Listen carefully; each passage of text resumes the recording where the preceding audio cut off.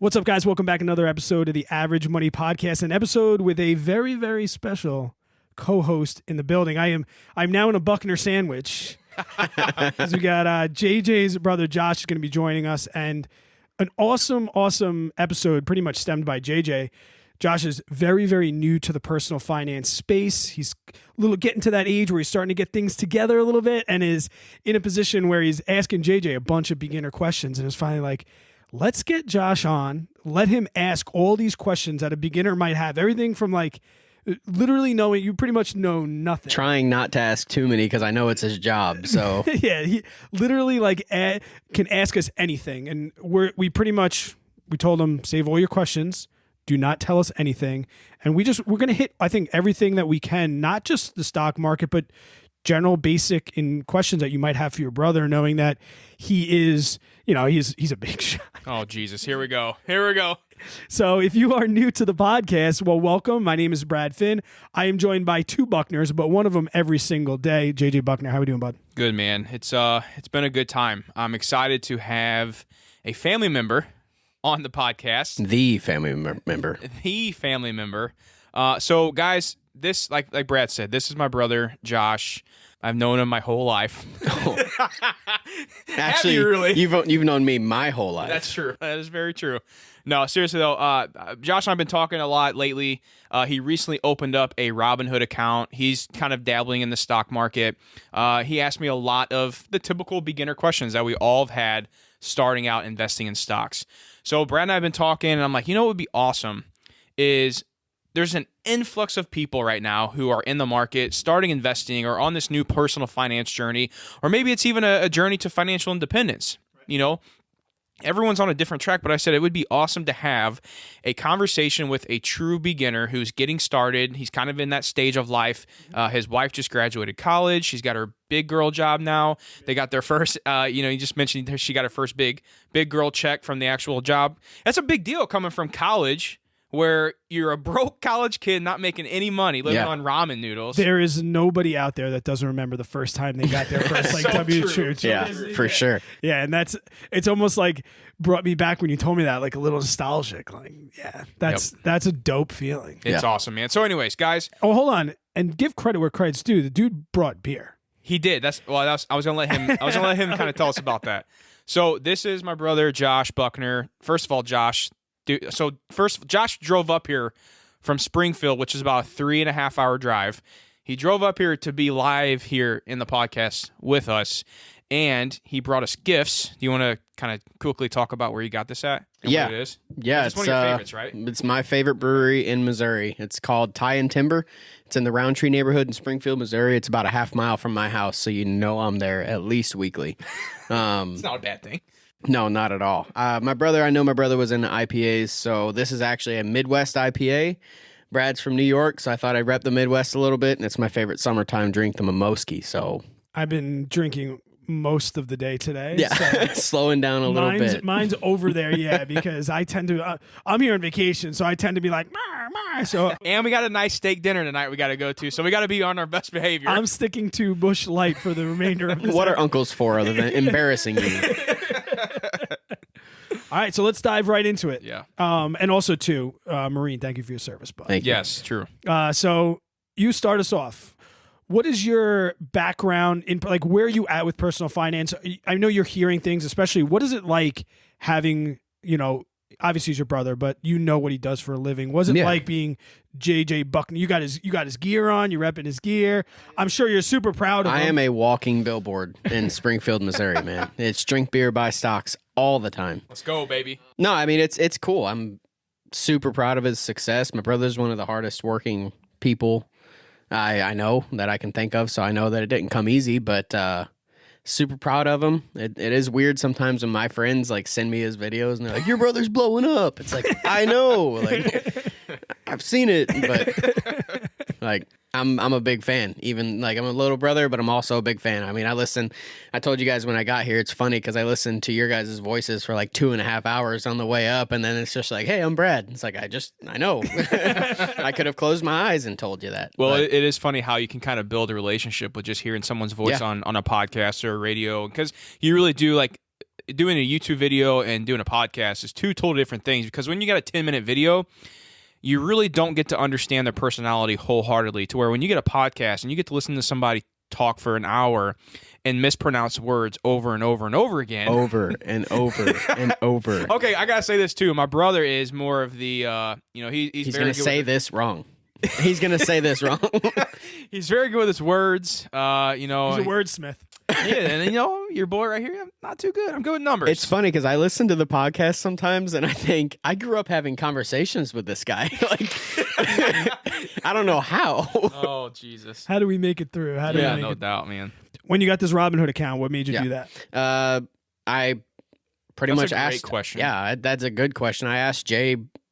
I have enough money to where I think I can be investing. So, first of all, new to buying stocks, not new to drinking beer, but that whole scene, new to it, not new to the personal finance thing. Like I'm not bad with money. I want to say that. No, I think we need to build that foundation up, because Josh is good with his money. So, like, our family growing up, we're a very, very frugal family. We had to be. We've always been a frugal family. We know how to make a dollar last a very long time. So I will give that to our mom and dad. They instilled that into us very well. I think I kind of maybe just took it a little further, extra step, because, For sure. I mean, I don't know, it's just something inside of me that clicked. Yeah. But I do say this about Josh. You handle your money really well. The questions you ask me about when you go like look for a property to rent, whenever you're thinking about big purchases, like, he knows what he needs to be doing. So it's not like he's like out there blowing money away. The fundamentals are still there. Absolutely. He's still not YOLOing in debt and, like rolling, like has the foundation set. So he's still following the principles that we follow as far as like having your ducks in a row first. Yep. And then we're ready to. So you got that first foundation out of the. Now you're looking for that next step. You're essentially like in the middle of the Dave Ramsey baby steps, if you will. Like I'm pretty good, but now I want a little bit more clarification on the investing side. Correct. I actually got to do like a quick version of Dave Ramsey's course, the Financial Freedom course, when I was in the Marine Corps, and it was cool because like I started kind of ahead of the ball because I was about to pay off my car at that point, and I didn't have a house, and so you have no debt right now. I have no, yeah. My wife and I are very blessed. We have zero debt. Her college was paid for between scholarships and college fund from when she was younger, and so we're very blessed there. But that's actually what led me into asking Jay about it. I said, I have this money from the Marine Corps that I saved up. I have this many dollars, but I'm not doing anything with it. Yep. And he said, oh, easy. Like just this is what you can do. That's one thing I'll say. What Jay says and what Brad say about they're not telling you what to do, it's true. He does the same thing to me. I'm his little brother, and he's like, I'm not telling you what to do. You can do whatever you want, but here's some advice. Right. So that's what he did with Robinhood. And I don't have a whole lot of money in it. I'm very small, so I'm not very diverse. But I want to say this too, though, because we bring up Robinhood, but I think we need to also talk about something that you and I both stress on a lot, is Josh also has a Roth IRA. Yes. So he has a Roth IRA. It's not fully maxed out. 3 of them. 3 of them. Not 3 Roth IRAs, but I have money. It's like, how do you do that? I have my money in. Teach us something, bud. So no, not. I have my money in the TSP, which is the military investment, and then I have my Vanguard, and then I have my work Roth IRA. So. Oh yeah. So you're doing the right thing. Yeah. So this was the prime example of somebody who is now ready to start diving a little deeper. To be honest, like I know the basics about what that is, and that it's building up my retirement. It's going to help me. But other than that, I just know that if I don't see the money at my paycheck, I don't miss it. Like, that's what Jay taught me. So it's like... It's so true, though. I think Josh is at the point, Brad, where, like, we always talk about this, too, on the podcast. We're at the water cooler right now with the buddies, and it's kind of like, oh, hey, man, like, what are you doing? Like, what are you, like, what's you investing in your 401k? I think Josh is kind of at that step where, like, he's starting to have that curiosity because he's getting to that stage of life. The money's coming in, and he knows there comes a point in time where you're like, okay, I don't want to screw this up. Yeah. I want to make sure I'm doing the right thing because it's your hard-earned money that's going to work. So really the point of this podcast, guys, is we thought it would be really fun for Josh to ask us some questions about certain things. Brad and I will have some questions for Josh as a beginner of what he thinks about certain things. Yeah. And we wanted to let Josh be for the listener sitting down with us right now. We wanted to give him like a free consulting call. Yeah, and all the other beginners out there who's in Josh's footsteps right now, listening to the Average Money podcast, can benefit from this. As a high school teacher, I always have kids that are like timid to ask questions, and I'm like, no, you need to ask, because if you have that question, there's somebody else in the class that has that question. So true. And Josh, if you have a question about something, I can guarantee that there's somebody else that's like, oh man, I'm glad he asked that. And I think people will listen along kind of waiting, and I don't think you have anything scripted. This is going to be a very informal conversation, but you said that he didn't tell you what to do. So what's my first question for you is, what's inside that Roth IRA? Inside that the Robinhood? Robinhood? Yeah, what's inside Robinhood, and how did you go about choosing that if he didn't really tell you what to do? Like, what was his steps to tell you what stocks to invest in? I listened to the Average Money podcast. No, I did. It was the episode where you guys were talking about 5 stocks that were buy and hold for long term. Okay. And that's what I want, because off the bat, it's like, I know that I'm not going to be a Davey Day Trader Global, DDTG kind of thing. Like, I don't want to look at stocks this only stuff. go up, baby. Right. Stocks. No, I don't want to do that work. That's not what I'm interested in. That's the kind of investor I am. Like, I want to buy something that, who cares if it goes down a little bit? It's probably going to come up. So while I was listening, Pepsi Cola was brought up. And whenever you started listing off, Pepsi Cola, Frito-Lay, all these different companies, I was like, how can that fail as a whole? It's got to be good. That's why I asked Jay, I said, hey, is Pepsi Cola, you think that's a really good one? He's like, yeah, that would be a good one to buy into. Pepsi Co. I'm going to correct you for once, bud. Yikes. We're throwing punches already, baby. This Let's is go. First time in 26 years. So PepsiCo, yeah, I think I have. So I got a question for you while you're pulling that up. Then, so you're buying stocks. You got a Robinhood open. Why not just put that money into your Vanguard account? Because I already have a automatic withdrawal that's going into my Vanguard account every month. It's not high, but it is something. So I thought I'm just going to let that do its thing. Okay. And then the Robinhood, honestly, is something that I want to do because this is going to sound dumb, but like the way Mason owns some stock as a 3-year-old just in something that he likes, I'm like, what if that pays off for him one day? Mm-hmm. I thought, let's get some money in there. Let's get some, and maybe if I just like something, I'll buy stock in it. But then again, I haven't done that yet. But no, that makes sense, yeah, and that's fine. You're essentially diversifying. It's more have fun kind of on Robinhood. No, you're using it as an education. You're learning about certain things and what you're doing, and that's not a bad thing. Yeah, I don't think that's bad. What do you got in there? So I have PepsiCo. I think I have like 1.5 shares. Like I said, not a lot, because PepsiCo right now is at 132. I think I bought in at 138. It's not a whole lot. And then I have Afira, APHA. It's a cannabis stock. Okay. And Afria. I think that's how I always say it. Yeah, it's Afria. So I have 2 shares of Afria, and I bought that because that's the one where I thought, I'm going to do something that's not on the podcast. Let me just look around, and I thought about cannabis, how that's big right now.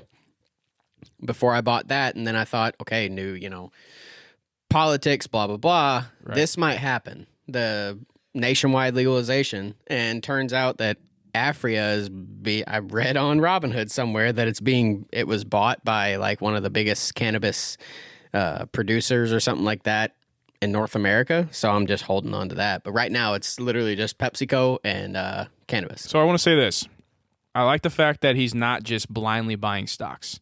It's at least he's looking into news, like kind of playing like looking what the economy's doing. That's a great start for any beginner out there who doesn't really understand like how to analyze a stock yet. Yeah, he's not looking at diving into financials, but he has at least a game plan and a theory in his mind of why. There's at least he can answer a why. Now, somebody might say your why is ridiculous and that doesn't make any sense, but that's not what this is about. This is about the point of driving home, like, you made a conscious purchase, at least with the ideals and the things that you thought of in the back of your mind. And, you have to have a why. If somebody says, why'd you buy that? You cannot say, because my brother told me to buy it. Like, that's the wrong answer. So that's good. I'm for that. Yeah. So why don't you want to do the day trading stuff? And I'll be honest, Brad and I don't do it either. I'm just curious. It's mainly because you don't want to spend the time looking at it every day, the stress and everything that comes with it. Yeah, that's exactly what it is. I mean, I don't want to, I'm not someone who really likes to be on their phone a lot and spend time on the computer and all that. I mean, Jay's recommended me many times, like, hey, find something you love and start a YouTube channel. Like, you can be successful.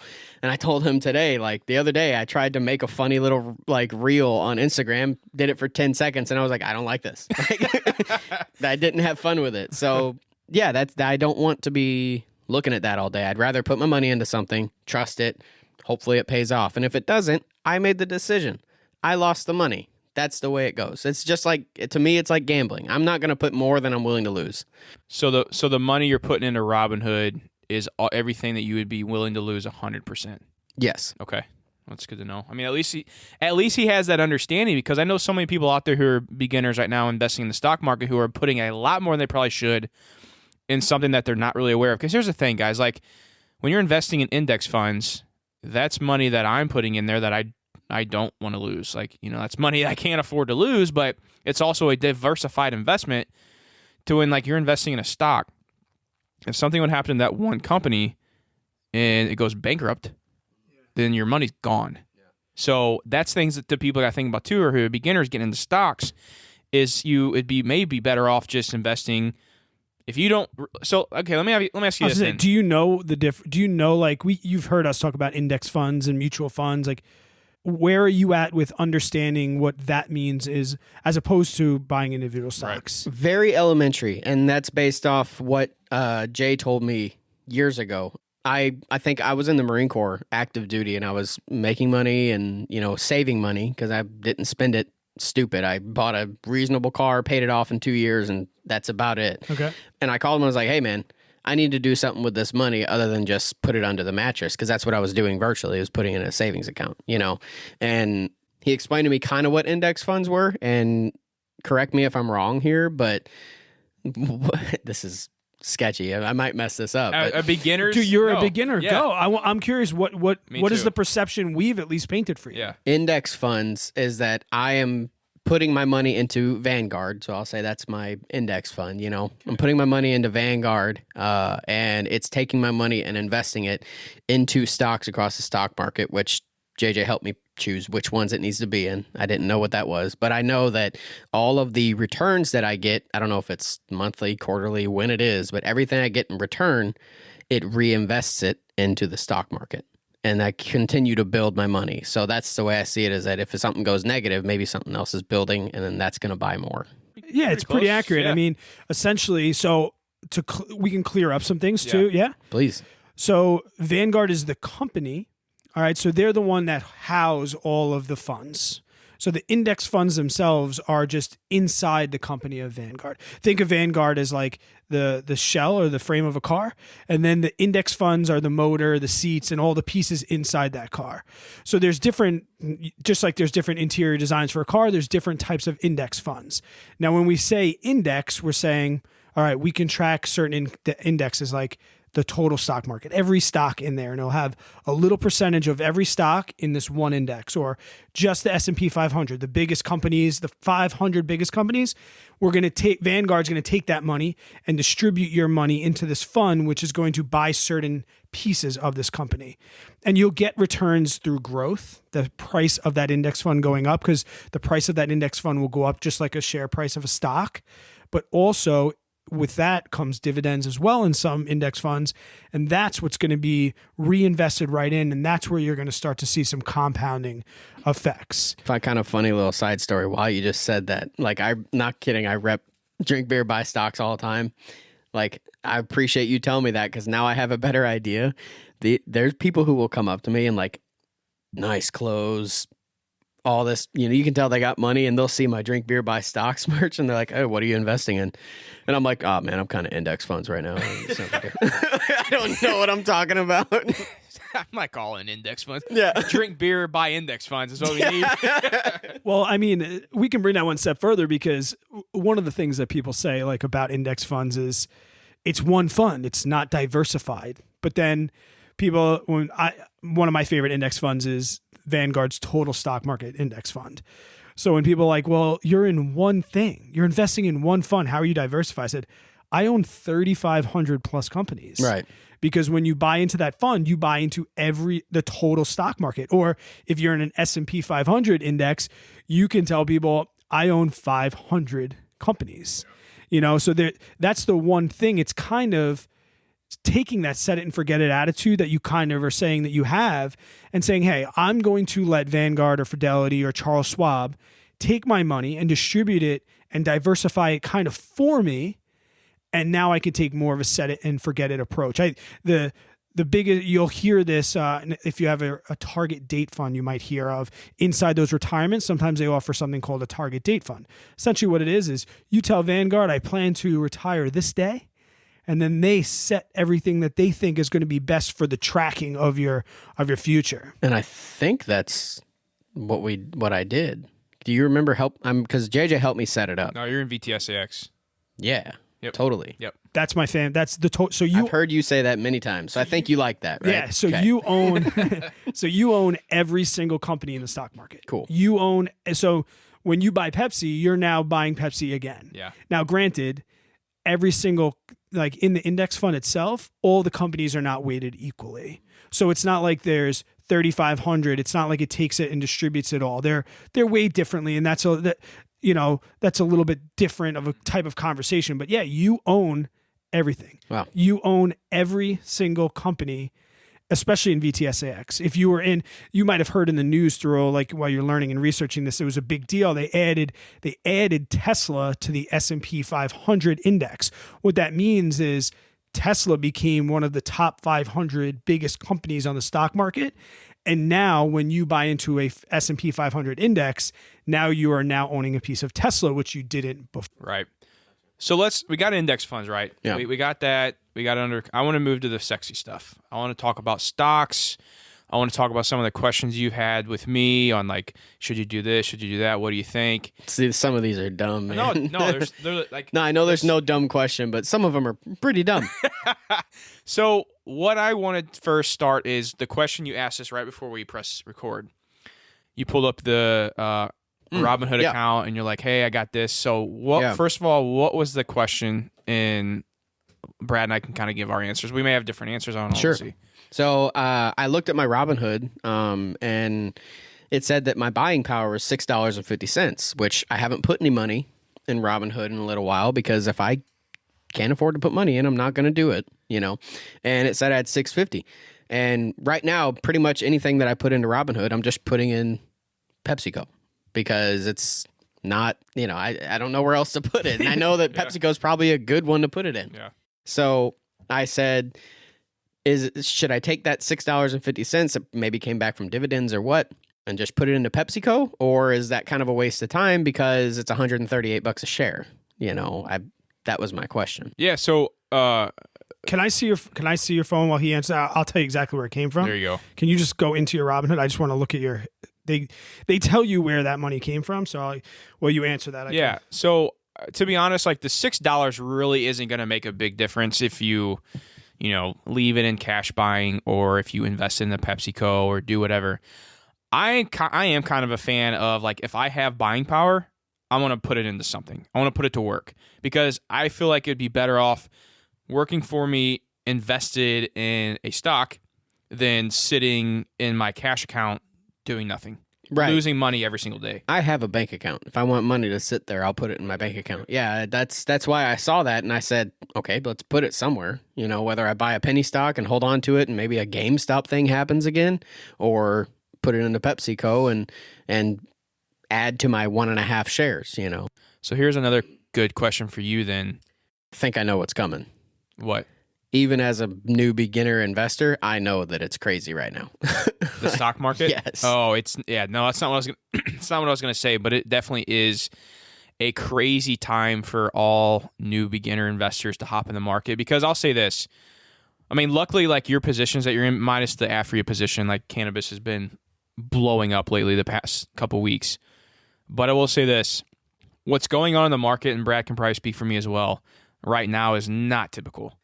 No. These returns we're seeing, and again, a lot of it's coming from the amount of money that has been pumped into our economy that now is in return being pumped into the stock market, which we're seeing all-time highs. We're seeing companies go up 1,000% in a month. Like, it's the power of social media now is also having a huge factor in the stocks we're investing in. There's a lot of weird times that I'm actually scared a little bit for our beginners, like you, Josh. Yeah. Luckily, I like the positions he's in though. Like, I mean, it's only 2, but the Afria one's kind of cannabis is pretty risky. But like the Pepsi play, like that's a solid long-term stock to where like this is what I'm scared of. I'm scared of beginners getting into the market, seeing their buddy talk about it at work with the Robinhood portfolio being up $10,000 or whatever. But then all of a sudden when we have a correction in the market and we start to have a bearish market for 2, 3, 4, so many years, I feel like that could scare off a lot of beginner investors and they never want to come back into the market. It's an amazing time to be a new investor, but it's also terrifying at the same time if they don't understand what's coming. Yeah. And when you said that it might have been from a dividend, that would have been a little high for Pepsi. So that $6.50 came from your referral share. So Okay. I assumed you used JJ's link when you signed up. Yes. So you got a free stock, and that was DVAX. And it sold. And then you sold it, and then that's where you got the money from. I know what I did because JJ taught me how to do a limit order, and I put it for $6.50, so it must have sold if it got there. And There you go. Yeah, Hey. Boom. So you got that free share, Cool. and then when it hit $6.50, that limit order put that through automatically. You sold that. Robinhood gives you a little hooray! You sold DVAX, Yep. and which with referral shares probably a good thing to do. I mean, I've gotten some, you've gotten some. We both tend to sell ours off. Yeah. I think there was. Except we should have kept those damn Neo shares, bud. And Plug even worse. We got them at like $2, I think. And Plug too, yeah. Plug was worse. But yeah, so that's where that came from. Okay. But you can set in your phone, and this is stuff that we could show you outside, but you can set your dividends to reinvest back into that company. So quarterly, and if you don't, do you know what a dividend is? Do you understand what that is? Like at a certain point, I'm guessing here, at a certain point, your dividend is what that stock has earned back on your original investment, or? So this is why I asked, because this is awesome, because there's somebody else out there that doesn't fully understand. So it's essentially a thank you card from the company with a little bit of money in it. They say, what they do is they take a lot of their profits, and then they say, okay, well, we have a lot of net money, net cash sitting around. What we are going to do is we are going to distribute that money amongst our investors as literally a thank you. And they do that quarterly, or they do that, some companies do it monthly. Now, you don't see it so much with growth companies. So you won't see it with Amazon. You won't see it in Tesla. You won't see it in these companies because they're still, reinvesting into themselves and growing their company. So you're going to see dividends with these long blue chip companies that have been around for a long time. Like Pepsi's, they're doing R&D, but they have so much cash. They can get away with paying their investors a little bit of. And they do that, and it kind of offsets their lack of growth share price wise. So it entices investors to stick with them. And like I said, as a thank you. And they're great things, and they're just a different strategy. But yeah, it's a thank you card. Yeah. Every quarter they say, hey, we're going to send you 6 cents per share. That's a good way to put it, because that makes sense. Yeah, that 6 cents per share, we're going to give you that every quarter. And if you have 2 shares, you're going to get 12 cents. And then what Robinhood will do, and you can turn this option on or off for it to do that. It could either send it right to your buying power, or it can take that 12 cents and buy you a very, very small fractional share of Pepsi, which then you'll have a little bit.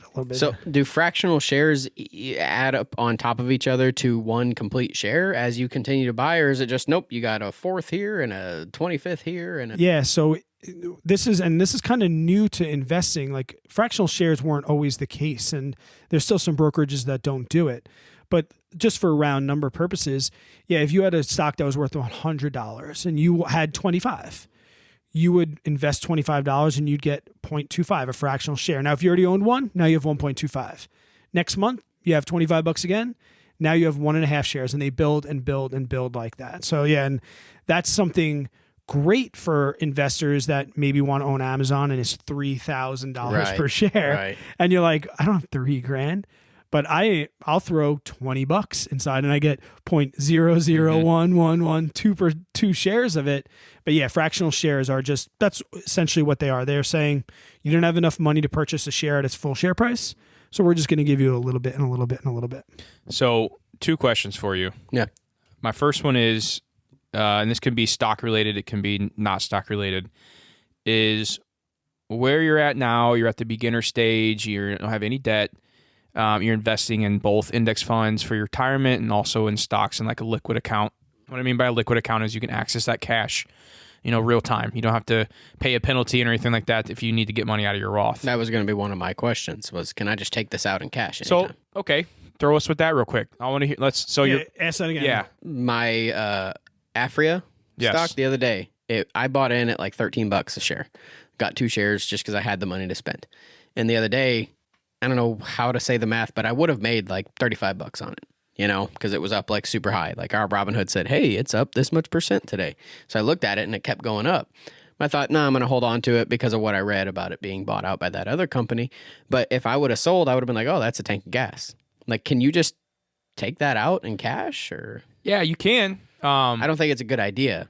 No, but I'm not going to say it's a bad idea. No. So a couple of things to think about is that's the good thing about like a taxable brokerage account. It's very liquid. So if you have 10 grand in your Robinhood account and you have it all invested in stocks, right? But then you and Erica are like looking at a house and you're like, oh, okay, we got a down payment and we need $10,000 in cash. And I've been putting all my money into this portfolio as kind of like I hate saying like a play fund account, but a savings account with more inherent risk. That's right. Exactly. That's a perfect way to put it. Yeah. So you have this 10 grand sitting in Robinhood, right? You and Erica find a house. You guys Erica's my wife. Erica is Josh's wife. You guys want to? We are in Missouri. It might be his sister or cousin. Whoa. Have a great night, everybody. Have a great night. I've been waiting for that. This away. Waiting for that one. Oh man. Don't worry, I got plenty of northeastern jokes. Yes. I lived there for 3.5 years. So you told me about the Joe Dirt meme, so I had to.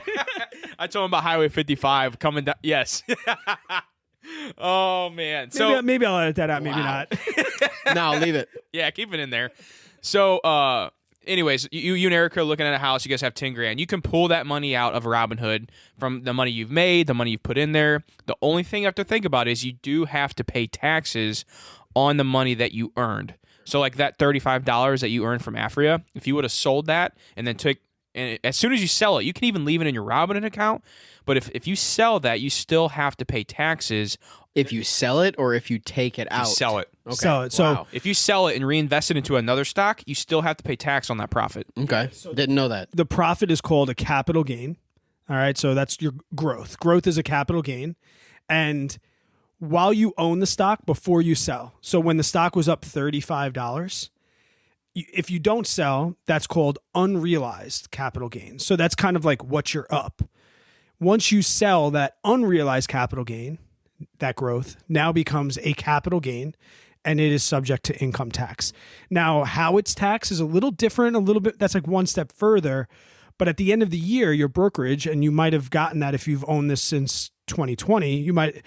Then when you own it at the end of the year, they send you a form, a 1099, and you are going to send that in with your accountant, and it'll tell you how much dividends you earn, because that's also income that's taxed.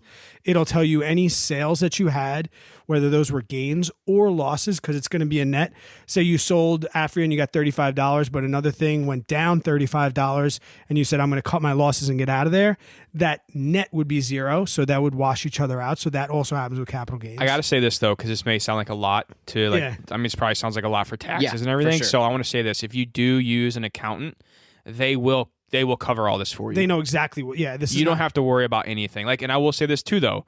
This is another benefit of longer term investing is your taxes get taxed. Your excuse me, your profits get taxed different depending on how long you held that company. So if you held it, I believe it's over 2 years. I believe it is 1 year.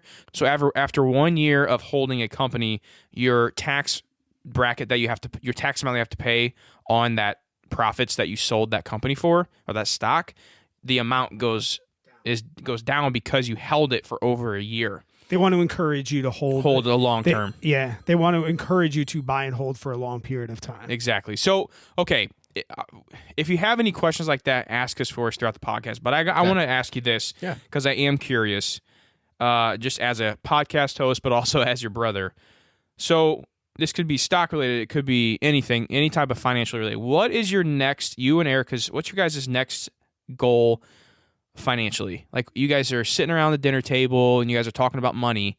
What's the next big step for you guys as somebody who is kind of in your spot? You don't have any debt. You don't own a house. You guys are both now working. You're 26. Erica's 24. Yes. 24. So you guys are still both young. You're in your younger, 20s. What's the next big step for somebody like you in your realm of stage of life? It's buying a house. Okay. Yeah. Knowing that I've already started saving in the Marine Corps, got a decent nest egg set up for that. Buying a house is that's it, really. I mean, because we're nowhere near retirement. We like the idea of the fire community, but don't know how to do it. Plus, don't know if that's like our life path or not. Yep. So yeah, next thing is getting with a realtor, seeing what we want, what it's going to cost, and how much we need to save. Having the VA loan, that's a blessing that I don't technically have to put anything down to avoid PMI, but I'm gonna put down as much as I can. I just had a Marine move in next door to me, and he had the same. And what ended up happening, he had full intentions of putting that money as a down payment, but the way his cards aligned, he found a little bit more of a fixer-upper, and he put his down payment savings into buying a house that was a little under market and maybe not as desirable to many people, and he kind of is using it as a live-in flip. Like, he used his down payment knowing that, all right, that idea. Yeah, so love that idea. The VA, that's an amazing blessing that you guys are given, sure. because PMI is... It sucks. It is the worst. And I will say quick before I forget off the top of my head, I never even heard about the fire movement until I was 36 years old. Wow. So you have some time to figure out if that does work into your path.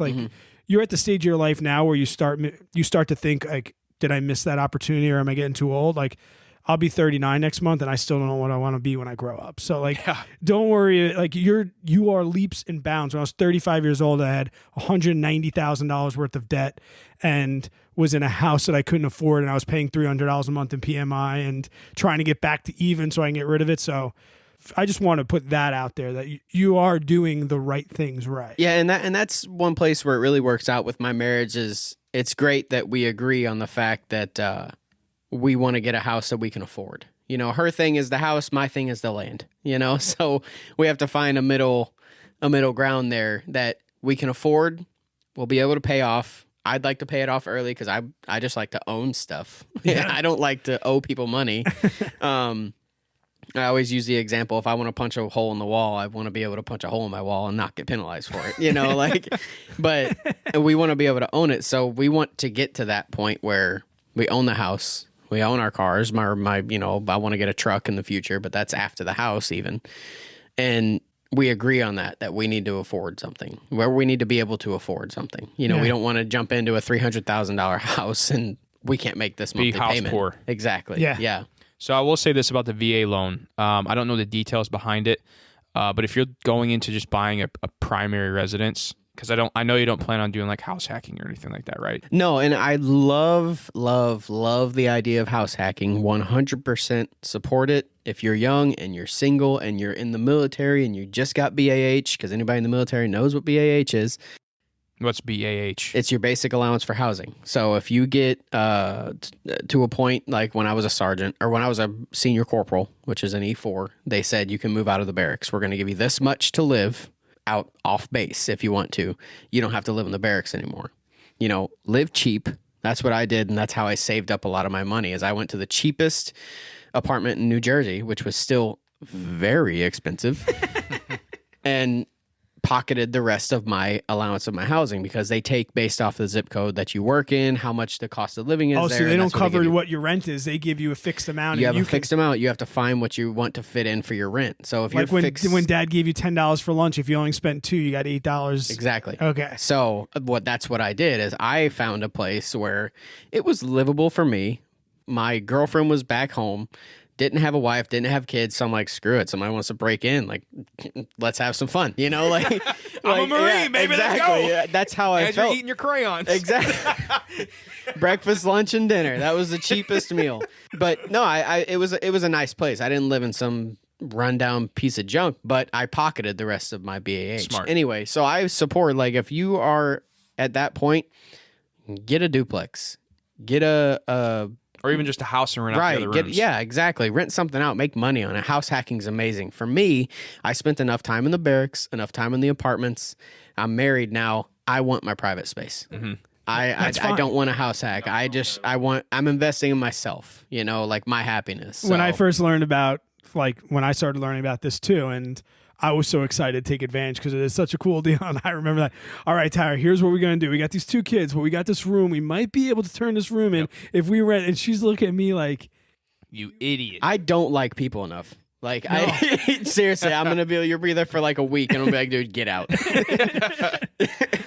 Something I do want to quickly say is just with the VA loan and conventional loan is make sure you're comparing your fees that you have to pay for the VA loan, because they do say it's a 0% down payment, but sometimes your interest rate and the fees you have to pay, like for your points, they may be a little higher. I'm not 100% sure on that, but I would recommend, like, when you go to your mortgage lender, compare your VA loan, complete the amount of fees, everything you have to pay, and then compare that to like a typical conventional loan, putting 10, 15, 20% down. Yeah, you're going to get a few phone calls whenever we start talking to realtors and banks and whatnot, honestly, because I'm going to ask questions, because I realize that right now where Erica and I are at with saving, we're pretty frugal. Like, we don't spend wildly. We save as much as we can. And I know that even on if I wouldn't have served honorable discharge and have availability of this VA loan, we would have 20 to 25% on a house that we want. Mm-hmm. okay. So I will be doing that, saying, hey, would it be more, having this much of a down payment, will it be cheaper for me to do a conventional loan instead of VA? Because if I can cover the PMI, then I'll just do it the easiest way. Well, and you got built-in equity already in your house. Yeah. In case something, you'd have to sell it, or God forbid, the market takes a downturn and you need to get out, whatever it is. You're not underwater in your house. I mean, there's little things like that to think about, and also you're that much faster to paying off your mortgage as well. So, as a beginner, stock related. I have one that this is where this podcast kind of stemmed from. I texted Jay one time when I was just getting into Robinhood. I was looking at cannabis and what you guys talked about on the podcast and just different stocks. And I texted Jay one day, hopefully my boss isn't listening. I ran behind one of the battery shelves and texted him real quick. And I was like, hey, buy stuff in the green and sell stuff in the red, or avoid stuff in the red. Is that how it goes? And he Great goes, question. yeah. And he goes, nope, not always. And I was like, doesn't help at all. So that's all he said. And I was like, okay, I guess I'm just going to buy what I want then. So and then he goes, not really. And I said, you should talk about this. Like, What is the buy in the red? Because I thought, okay, maybe do we buy in the green because it's going up, or do we buy in the red because it's cheap, and then hopefully it goes back up? So, great. That's a great beginner question. It is. I love it. And I think a lot of beginners, and I get this from my Discord, is a lot of beginners are mad, upset, they're pissed, they're feeling bad whenever they see red days. PepsiCo has been in the red since I bought it. And I love every second of it. Yeah, yes. I love every Really? second of it. Yes. It's just so good. This is golden content right here. Go into long term. And that's long term investing is the reason why. Yes. So if you're buying a stock for the long term, you don't give two craps what this stock does in the short term. Obviously, there needs to be some valuation stuff you need to go into, and you'll get to that as you get further advanced in stocks. Yeah. But for right now, the gist of this is you want to buy, and there's some advanced people out there who are like, buying on red days is bad. Thank you. But that's not the point we're getting at here, and I'm just going to ignore that stuff for a little bit. In my personal opinion, I think buying on red days is the greatest thing you can do, because let's say you have Pepsi right now at $140, right? That's your average cost. That's what you bought your 2 shares or however many you own. So whenever Pepsi's trading at like $132 right now, this is why I get so excited when I see a company like Pepsi that I know I'm going to own for 10 plus years, I get excited when I see it at 132 because now I get to buy that company at a discount. It's like when we go to Walmart and you see something on clearance or on sale or whatever, like, oh, that's a good deal. It's instead of $10, it's $5. I know I was going to buy it anyways. I'd rather buy it at $5 than $10. And I tell people this all the time too, and I say it in my Discord, it's like, people are like, oh my gosh, I think I want to sell Apple because it dropped to 132. I bought it at 137. I was like, well, let me ask you this. If you bought the stock at 137 and you're excited about it, wouldn't you be more excited to buy it at 132?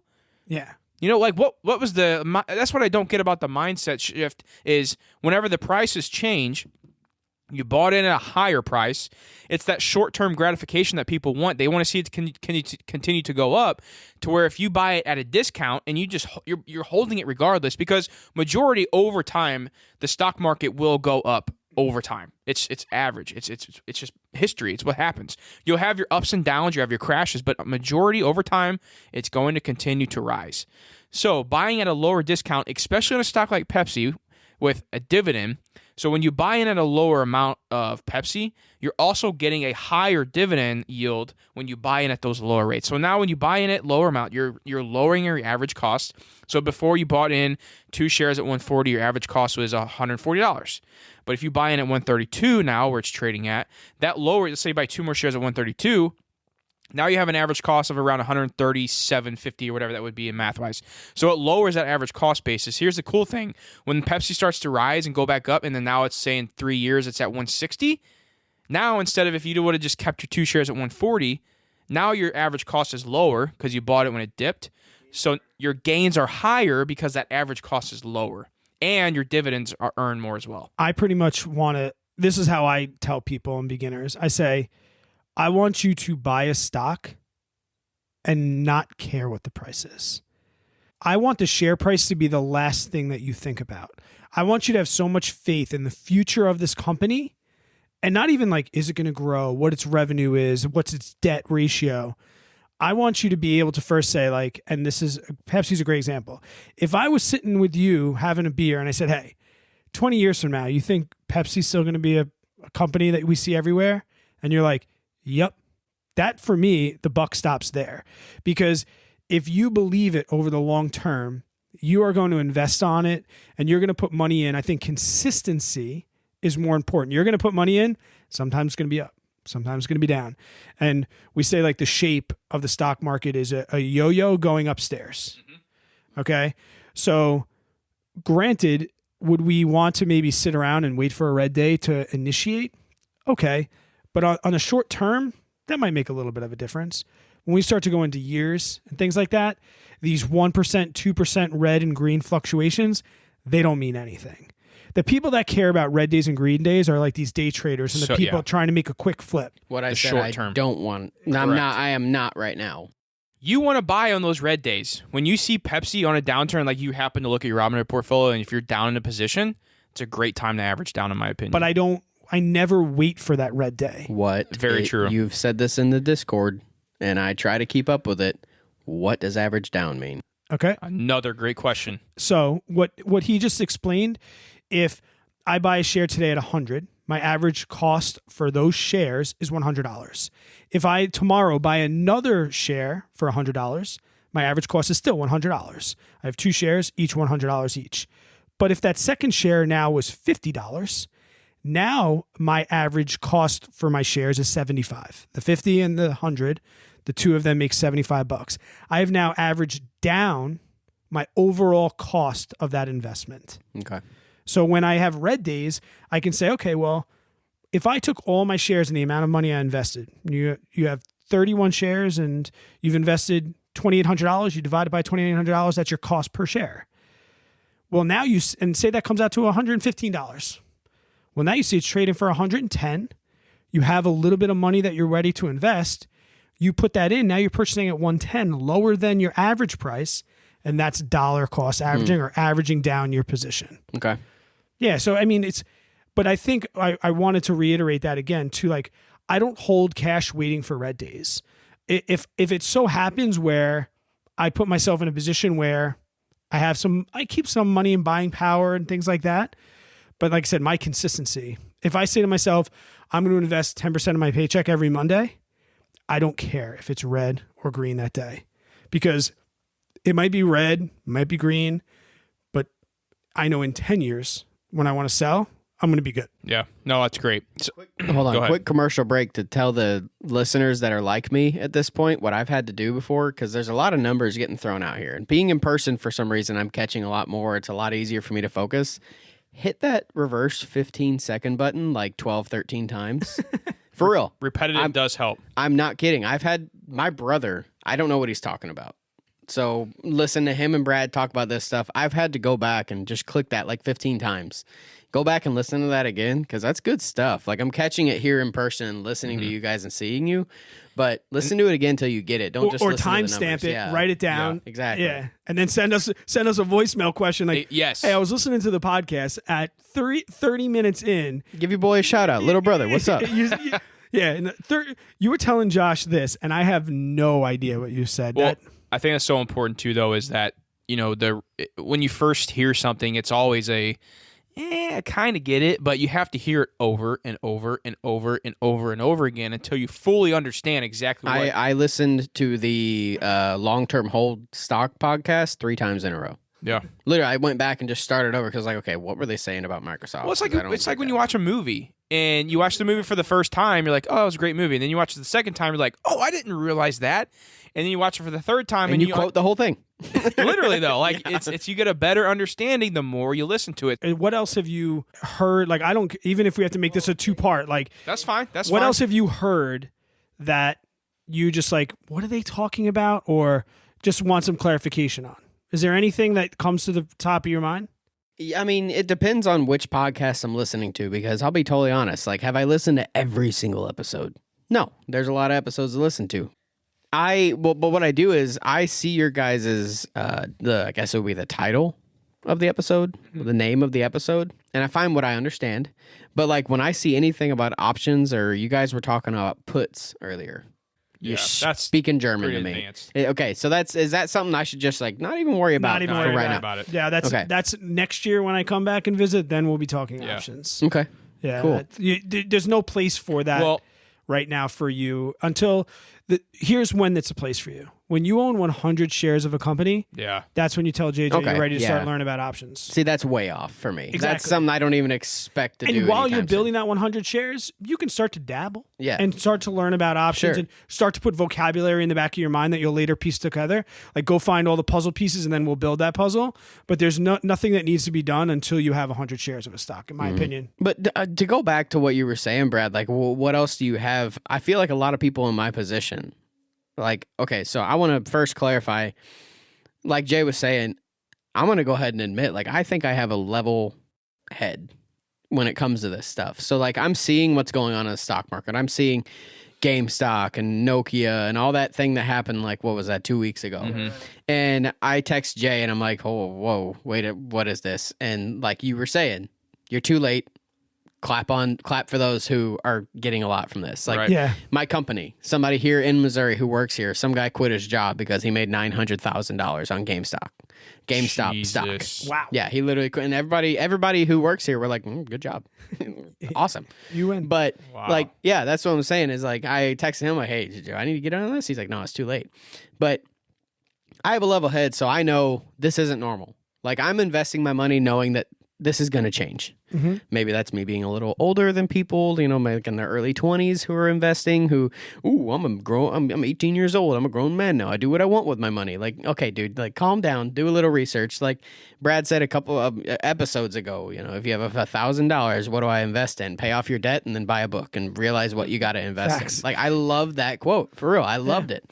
But I feel like a lot of people where I'm at, especially with this stock market where you can put this much money in and then 3 months later your money is 10x. Like, it's crazy growth. It's almost like, where do you begin? When you say what questions do you have, it's like, what question do I not have? I'm guessing here. Yeah. You know, I have this money to spend. I spent $140 because instead of going out to eat this week, I'm spending it on the stock market. You know, what do I do? It's very overwhelming. It is. Very, yeah. Very overwhelming. I will say this. I'm trying to think back to, like, beginner JJ who purchased his first stock because I wanted to buy something in oil, I remember that. and I had no idea why. This guy came into the house saying, "I'm part of an owner of an oil company." My God. Putting me on blast on my own freaking podcast. It was great, man. But you know what's funny is our family not being involved in the stock Yeah. market was like, ooh, Oh my God. my brother's a big shot. Oh, Jesus. Sweet. Don't worry. We'll get my brother on too one of these days. Okay. I can get roasted too. Oh, man. But yeah, so like I just think to get started, if I was talking to like JJ Buckner who just purchased that first stock and I had no idea what he was doing. This was back in like 2014.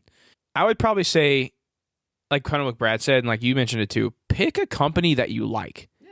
Pick a company that you're a consumer of, that you use, that you buy, that you go to. If you're a daily Starbucks user, buy a share of Starbucks stock. Yeah. Yo, if you're in your 20s in the Marine Corps and you love Disney, don't be ashamed of it. 'Cause that's probably a good one to buy. Yeah. Mason owns Disney and is doing really well for him. Saying Wall Street bets. Don't F with the mouse. Don't F with the mouse, baby. All right, man. So we get so much value out of having guests and even having you, and we're going out to dinner. I'm sure we're just going to keep talking money. JJ's wife's going to be pissed. Okay, hold on. I've had to do it to Jay too. I've said Jay has been like, we'll be at the parents' house, like having a weekend. Jay's like, yeah, man, this stock, and I'm like, hey, let's talk about football. You're like, let's talk about something else. Talk about guns. Let's talk about something. Yeah. Like, give it a break. But JJ and I, we always after talk about like the value and things Sure. we got, but we never really get to showcase the conversations that we have with people before or after the podcast. And a lot of them do include the questions that we might want to ask you. So we kind of wanted to bring that behind the scenes into the podcast a little bit. So this is our first time doing this. I came up with, and these are going to be the same questions for every podcast, right? Is this like a lightning round kind of thing? Yeah. Yeah, I kind of. think I'm pretty confident that I can keep mine for any guest. I know mine are because mine will be fit with mine are kind. You guys will see mine. Like it'll fit anybody. I hope we didn't pick the same ones because we didn't. No, you didn't. Trust me. You did not pick these. You want to go first? You want me to go first? We'll do one and one. I'll go first, and then you do one, then I'll do one. Quick answers. Okay. Yeah. So here's the first one. If you could have one superpower, what would it be? Control all of the elements. Control. What do you mean by that? Like earth, So, water? yeah, like I have a lot of people tell me like you have your quote unquote nerds out there, right? People always tell me I'm an earthbender. I don't know what that means. Never watched Dragon Ball Z or anything, but that's a thing. So, but I've always loved the idea that I'd be able to like you know, Sound effects. I like it. like I'd be able to. That was not off the soundboard. No. Yeah, like I think control of all the elements would be cool as long as the government doesn't try to get a hold of me and fix droughts and stuff. I like it. Yeah. What is one thing that you believe wholeheartedly, like you believe with all your soul, that nobody could talk you out of it, that other people, most people, think you are crazy for believing in?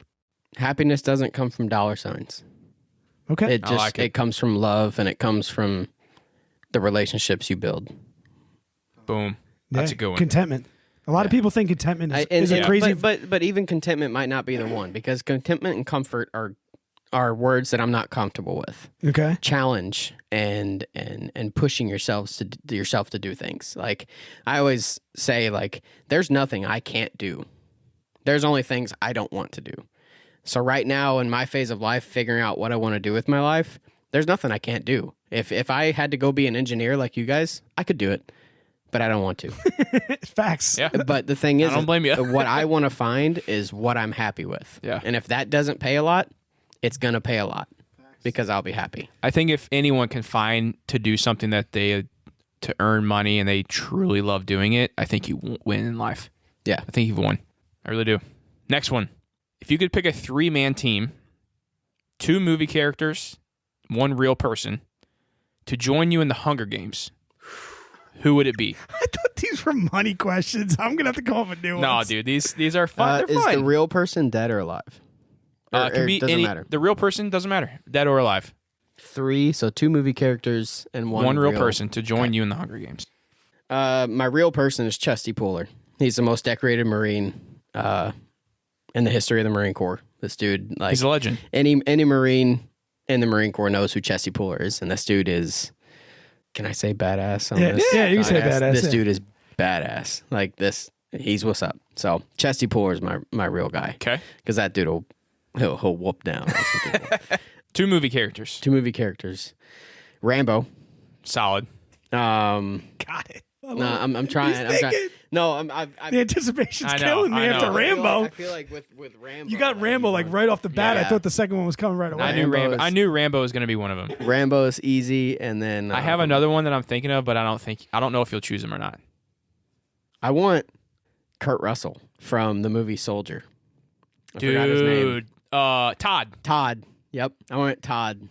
Solid pick, by I'm the telling way. you, that's a deep dive. Like if anybody knows what that is, Shout out leave to it you in guys. the comments. Because No if you know idea. who Kurt Russell is from the, you should. I mean, never you seen grew that up in movie. like the '60s, didn't you?